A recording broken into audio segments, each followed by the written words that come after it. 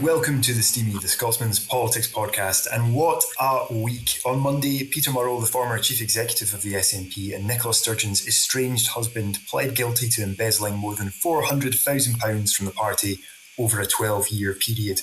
Between August 2010 and October 2022, Murrell used SNP funds to buy an eye-watering array of goods, including a motorhome, 2 cars, or at least money towards 2 cars, various video gaming items, expensive coffee machines, extremely expensive pens. I didn't know pens could cost that much money, luxury watches, jewellery, DVDs, amusingly including Sherlock Holmes and Borgen, the kind of Danish TV series that Nicola Sturgeon was known to be a fan of, hand cream, and even a men's slouch pouch onesie.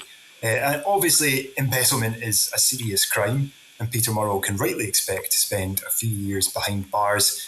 But it's also been hard to read some of the details of this case with a straight face. I think there's something very British about it, what with the most expensive item bought being a motorhome that was then parked outside Peter Murrell's mum's house in Dunfermline for a couple of years. It's like the plot of a kind of downbeat British indie comedy drama in which the undoubted sense of betrayal, I think, very much plays second fiddle to an element of farce. But it also throws up a number of very serious questions about the culture within the SNP, about the party's management and governance, particularly because concerns were raised by people within the SNP's National Executive Committee, its ruling body, including former Treasurer Douglas Chapman, former SNP MP Joanna Cherry. Both of them resigned in 2021. Resigned from the NEC in 2021. I'll be speaking to Joanna Cherry a little bit later on in the podcast to get her take on what's happened. But first, I'm joined by Catriona Stewart, the Scotsman's education correspondent, by Andrew Quinn, the Scotsman's Westminster correspondent, and by David Ball, the Scotsman's deputy political editor. And David, this absolutely dominated FMQs, certainly in the sense of newslines, didn't it? With Scottish Labour leader Anna Sarwar calling for a parliamentary inquiry, Scottish Conservative leader Russell Finlay accusing John Swinney and Nicola Sturgeon of enabling Peter Murrell's crimes and providing him with a shield of protection and a licence to steal by shutting down scrutiny. What did you make of this? Yeah, it was unsurprisingly what dominated FMQs. Quite hard lines being thrown about by opposition politicians wanting to kind of make the case that this wasn't just Peter Murrell acting alone, and it isn't just a one-off, that there's an inherent problem within the SNP, who have obviously been the party of government in Scotland for almost 20 years now. So this obviously wasn't going to go away from opposition point of view. They want this parliamentary Holyrood inquiry, but John Swinney again insisting that there's no need because, as he says, the police have looked at this thoroughly and there's nothing else to look at. I'm not sure how well that will actually go down. John Swinney also saying, well, people do trust me now because we won the election a few weeks ago, obviously before all this happened. So it's a bad situation for the SNP and John Swinney to be in, and I don't really know how long these kind of answers are gonna hold out, because it's not going to go away. I don't think opposition parties are going to drop this particularly. But yeah, it was obviously Russell Finlay was trying to kind of make the point or the case that Nicola Sturgeon must have known about this. We've heard quite a bit about this in the media in the last few days, and obviously Nicola Sturgeon has said that she didn't know anything about this and she was as surprised as everyone else. But those questions are still going to be asked, particularly when she's not really here to answer them properly. Yeah, Catriona, I wonder what you made of this issue of the parliamentary inquiry, because I personally thought that John Swinney's refusal is kind of his argument that there's no point in having one is extremely weak. I mean, he keeps pointing to the police investigation, this 5-year police investigation, saying it was very comprehensive. But the police investigation obviously examined criminality, and in this case, one individual's criminality, Peter Murrell. It didn't look at the wider questions that have been raised about governance within the SNP, particularly, as I say, given the fact that concerns were raised in 2020, 2021, and were apparently shut down by those at the top of the party, concerns about financial transparency. And I think there's also a thing here that, John Swinney was addressing this question of whether taxpayers' cash was involved in this, and he was sort of pointing out that the Electoral Commission grants that it gives to political parties, he was saying they were audited, they had to kind of prove what they spent it on, so that really the money that was embezzled was SNP members' money. But I think there's two wider points here. One of them is that the SNP was in receipt of public money, and so it has questions to answer about how it handles money just for that fact. And the second one is that the SNP is not some kind of small club or some kind of local bowling club or something like that. It's the party of government. So questions about the SNP are sort of in the interests of everyone. What do you think of this? I was going to steal your bowling club line and use it right to your face, Al, so I'm glad that you got in first. But you're exactly right. I mean, there's so many different elements to this. One, of course, being that we are at a moment of diminished public trust in politics and politicians, and we've seen that very much in the Holyrood election results. The fact that John Swinney is saying that, you know, we're all above board and the voters trust us because of our recent Holyrood success is a nonsense. I've been speaking to pollsters about this in the past few days, and there is very much a sense that if this Peter Murrell pleading guilty situation had happened in the middle of the election campaign, actually wouldn't have been much to damage the SNP because there are so many external factors that help them in their success. But John Swinney wants to move forward now. He's at the start of a new parliamentary term. He's got things that he wants to do. He's got pledges that he made during his election campaign that he now has to try and put into action. But the opposition parties are cock-a-hoop with this. They're delighted that there is something to distract from their own failures, their own issues, and they are going to keep hammering the SNP over this. We know that issues were raised as early as 2019, not specifically about Peter Murrell and that specific spending, but there were issues raised in 2019 about checks and balances in the party, about routes of accountability as to how money was being spent, where it was being put, who was in charge. And you had this tiny concentration of power at the top of the party of people who were very close to one another, who knew one another. Any dissenting voices were frozen out, were smeared. When you speak to people about the situation, it sounds incredibly toxic and parochial and internal.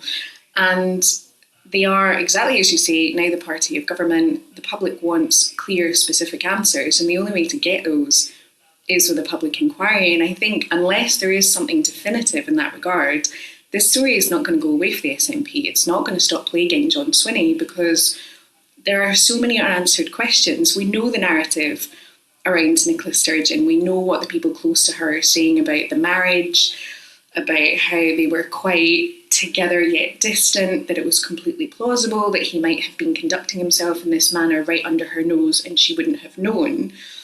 But it just doesn't seem credible to the wider public. And so there has to be some sort of definitive action that helps give clearer answers to this and puts things away.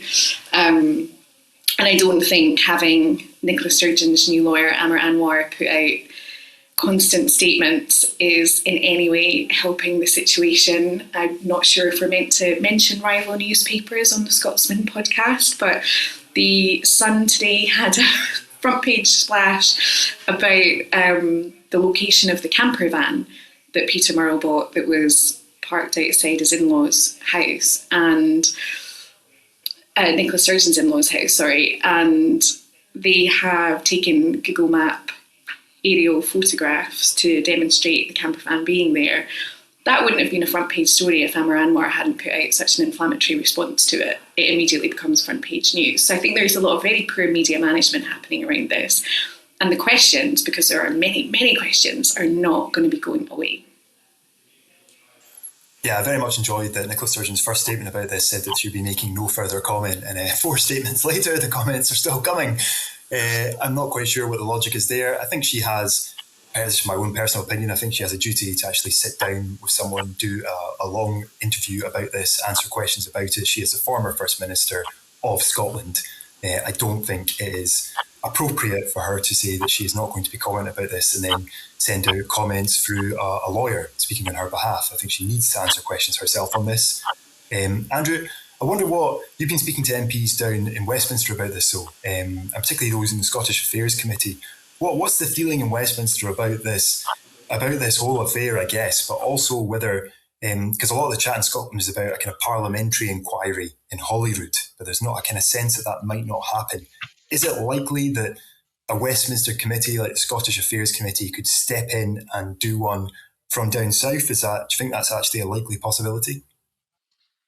It's hard to tell at the moment. I mean, part of the issue is we're in recess in Westminster, so a few of the members of the committee, I think, are on holiday. So that's making it quite difficult to judge whether what it's going to happen or not. Obviously we did the story overnight about how a couple of the members of the committee, Harriet Cross and Douglas McAllister, were both saying that if Holyrood doesn't have the inquiry, then Westminster should do so. Now, there'd really be questions over the remit there, though, because the Scottish Affairs Committee is meant to scrutinise mostly the Scotland office in Westminster, but also, kind of the general workings of the UK government in Scotland. There may be one way around this is the fact we're talking about the public money that the SNP has received an awful lot of short money, partly because they had 56 MPs at one point in this period, so they were receiving a lot of money each year from the UK taxpayer. So that could be a way in for it.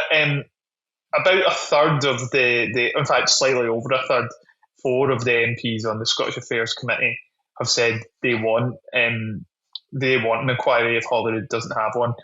It'll be interesting to see what the others do. I mean, it's mostly Labour MPs. You'd think they'll probably go for it, even if just from a partisan point of view, a real way of having scrutiny of the SNP. What will be really interesting is the SNP's Westminster leader, Dave Duggan, is on the committee, and he's not said anything about it yet. He's probably being pretty careful, because if he comes out and says he absolutely doesn't think there should be one, he knows that doesn't look very good, even though that's John Swinney's position. We'll see how it goes. I mean, the likelihood of it happening might be kind of slim, because I was speaking to some folk about the committee today, and usually when they decide on an inquiry, they come to a unanimous decision about it. So that means all 11 of them agree.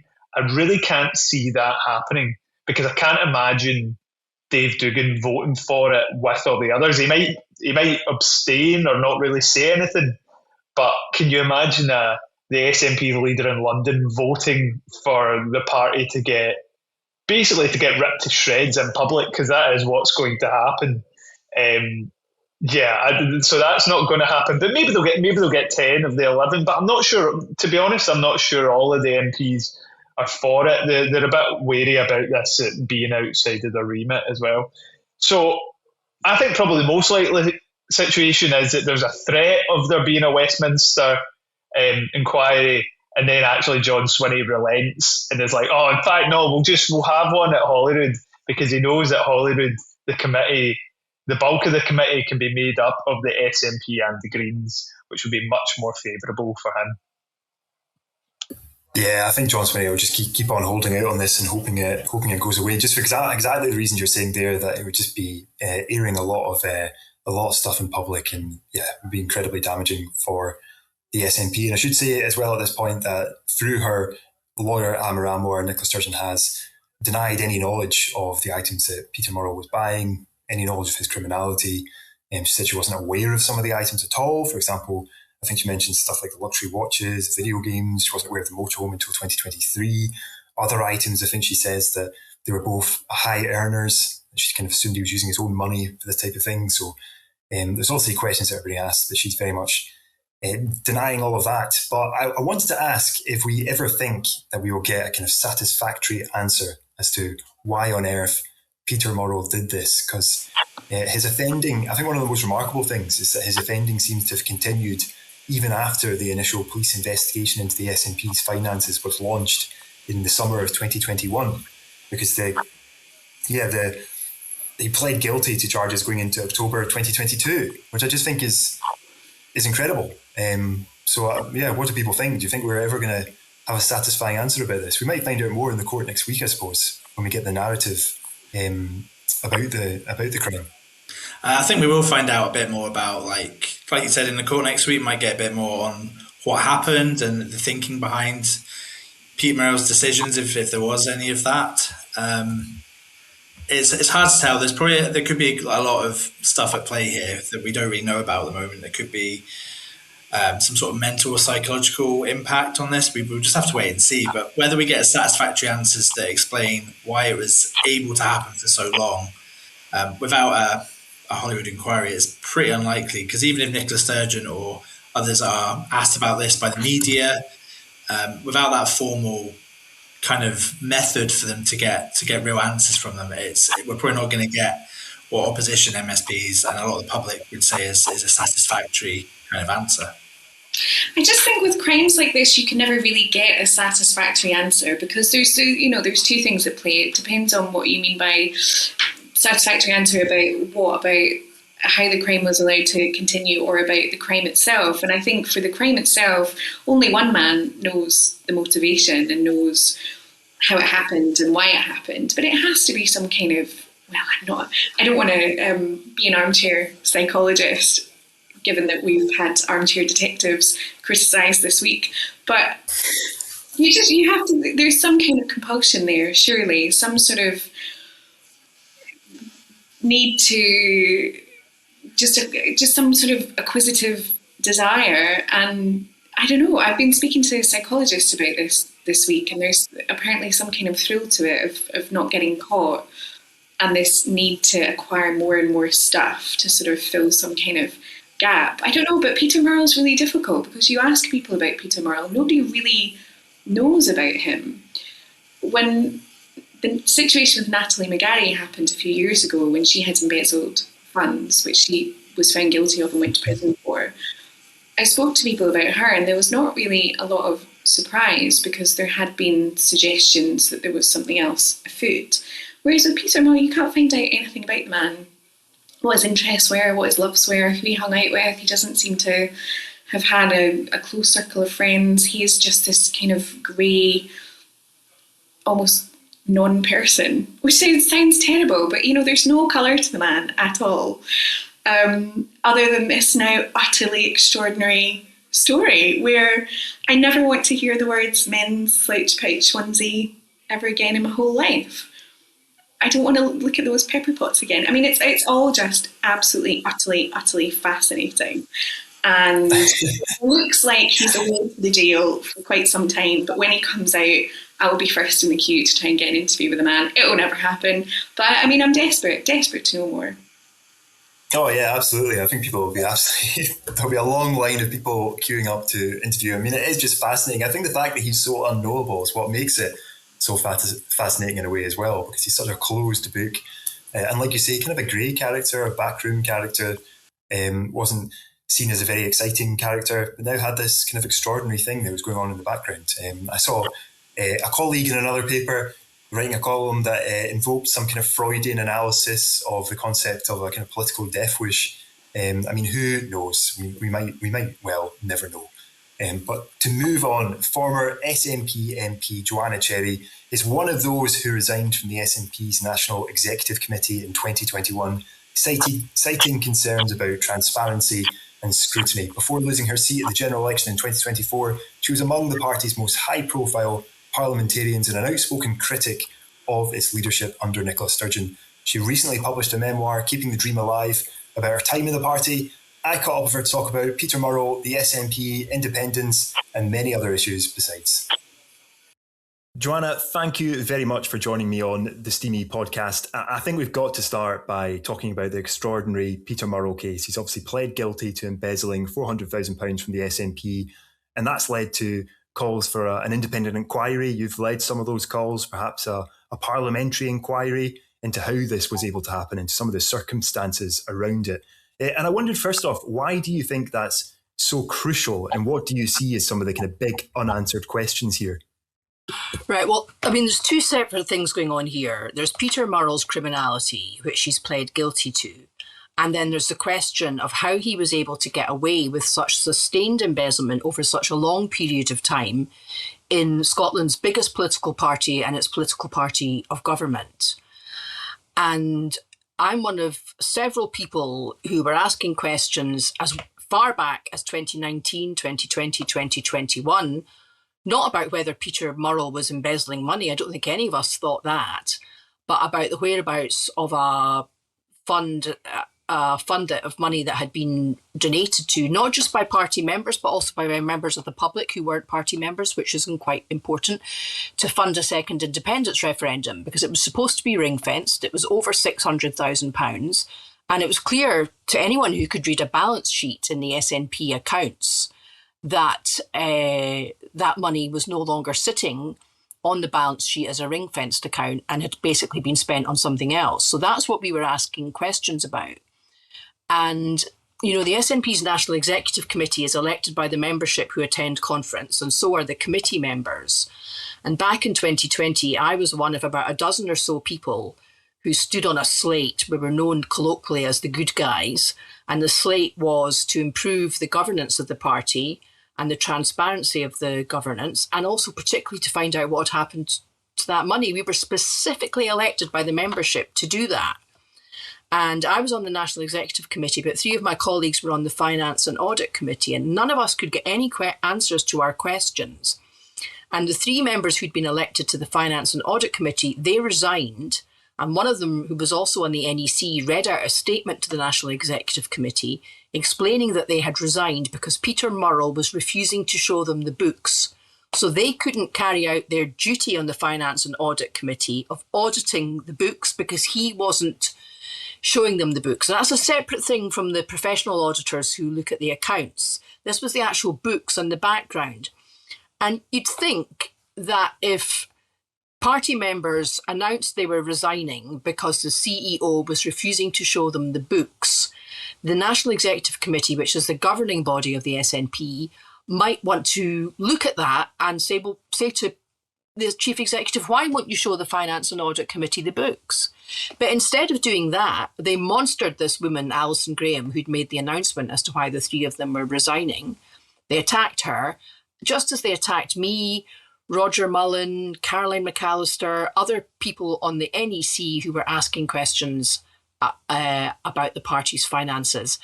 Recording this on Thursday, and you might have seen First Minister's questions, or at least heard some of the lines from it. And John Swinney was again kind of rejecting those calls for a parliamentary inquiry. And his position is basically that there's been a police inquiry. It found criminality in the case of Peter Murrell. The SNP is the victim. And that's all there is to it. And I'm obviously paraphrasing it a bit there, but that's kind of what his position is. Yeah, I saw that. I mean, it's insulting to people's intelligence to pretend that, for the First Minister to pretend that he doesn't understand the difference between the issue of Peter Murrell's criminality and the internal governance of the party. And, this is one of the reasons why I'm no longer a member of the SNP, is that sort of level of dishonesty and treating people like they're idiots. We're not idiots. And the SNP is not the only victim of this crime. The real victims of this crime are the ordinary people who gave money to the party, and some of them are not even party members, in the belief that the party was going to spend it on furthering the cause of independence, not feathering the nest that Peter Murrell shared with Nicola Sturgeon, which is what a lot of the money seems to have been spent on. Where I'm coming from in all of this is, I had a perfectly good career before I went into politics. I put myself forward for election as an MP because I became very caught up in the optimism around the independence referendum, at least on the yes side, and my belief that Scotland could be a better country. And I have a long history of association with the SNP, as did my father. And so it's been in my blood since I was a childhood, and I do care about the party. And I felt that the party was not faring well under Nicola Sturgeon's leadership. I felt that she was missing multiple opportunities to advance the cause of independence, and that she was a very performative politician who governed by announcement but didn't really know how to strategically deliver policy or a strategy that could advance the cause of independence. And I really believe that she's been guilty of failing to advance that cause of independence, notwithstanding the opportunities that the Brexit process presented. And that's partly what I've written my book, Keeping the Dream Alive, about. But now we know that at the same time that she was missing all these opportunities, it seems that Murrell was stealing the money that people had given the party to advance those opportunities.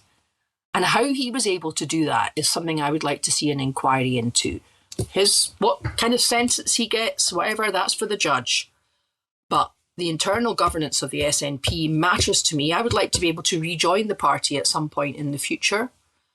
But I'm quite happy to be outside the tent just now, because I left the party because I was ashamed of what the SNP had become. And, this stooshy surrounding Murrell's guilty plea has completely overshadowed the vote on independence on Tuesday. And the level of cynicism that the leadership of the SNP, the current leadership, are guilty of, I think is quite breathtaking, because I believe that vote was an utterly performative thing. I think they must have hoped that somehow it would be a dead cat to put on the table to distract from the Murrell story. That obviously hasn't worked. But, where's the strategy to take the fact there's been yet another vote in favour of independence in the Scottish Parliament forward? What's John Swinney going to do? I mean, Keir Starmer's already said no to another indie ref. John Swinney says they're going to have talks about it. You don't have to be a rocket scientist or have a crystal ball to know that Keir Starmer's going to say no again. What's John Swinney going to do? What's his plan? I don't believe he has a plan. And, I think John Swinney's main function in life was to try and pull the party back together as leader and to get a big brush and dustpan and sweep as much of the scandals of the last few years under the carpet as possible. But I don't actually think the SNP will advance, govern well, or deliver independence until it addresses the scandals of the last few years, faces up to them, puts matters in order, and then moves on. And I don't think that will happen under John Swinney, because he is too much associated with the Sturgeon era. Yeah. So you don't think John Swinney is the man who will deliver independence then? No. And can I just ask, were you sort of surprised or shocked when you saw the sheer scale of Murrell's spending? I mean, some of it was just astonishing, as well as being quite bizarre. There's obviously the motorhome, the 2 cars, the luxury goods, the cosmetics, but there's also stuff like, chopsticks and eye-wateringly expensive pens. Pens I didn't even know could even be that expensive. Yeah, I mean, me too. I didn't know that. I mean, it seems to me he's just been using the SNP credit card to buy whatever he fancies, from mundane everyday items like laundry baskets to, luxury cars and a luxury motorhome. It's quite extraordinary. And I don't buy the excuse that Nicola Sturgeon just assumed that because they had a big income, he was able to afford all of these things. You have to be pretty loaded to be able to buy a car that's worth £87,000 or a motorhome that's worth £124,000. Even if you're on, say, £100,000 a year, you can't really afford that sort of thing. So I don't buy that explanation, and I think the best thing that can be said is that Nicola has showed a remarkable lack of curiosity about the high-end items that were coming into her household. But on the other hand, I'm not really interested so much in that. I'm more interested in the fact that she and others deliberately frustrated any proper financial scrutiny within the party.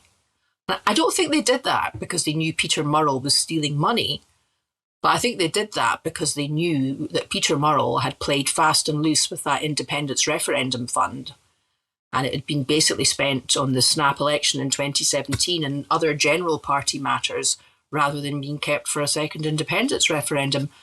And, it does rather beg the question, did these people really think there was going to be a second independence referendum if they were so relaxed about the money that had been raised for it being spent on other things? Yeah, I should say, just for the sake of the podcast, that Nicola Sturgeon has released a number of statements through her lawyer, Amar Anwar, denying all knowledge of any of Peter Murrell's criminality. But I wanted to ask, if no inquiry is held, and it seems like there's a possibility that it wouldn't happen in Holyrood, it might not even happen in Westminster, is there any other routes to pursue to get some of the answers to the questions that you are raising here about governance within the party and why questions were shut down? Well, unless the party itself's got an appetite to look at that, which I don't think it does under the current leadership, I suspect nothing will happen from the SNP. The membership could push for something. But, the membership's been pretty hollowed out over the last 6 or 7 years, and a lot of the kind of people who would have had the gumption to kick up a fuss about this have left. People have been asking me this week, various people have texted me and asked, do you think I could demand my donations back? And I think that would probably be quite a tricky process. Without an independent inquiry, I wouldn't have any confidence that the truth would get to the bottom of it. No, I don't see how we would do that. That was former SNP MP Joanna Cherry, and that's all we've got time for in this week's podcast. Please do stay tuned to the Scotsman's website for all the latest news, comment, analysis, plenty of coverage on the Peter Murrell scandal there as well. And please do pick up a copy of the paper. Until next week, thank you very much for listening.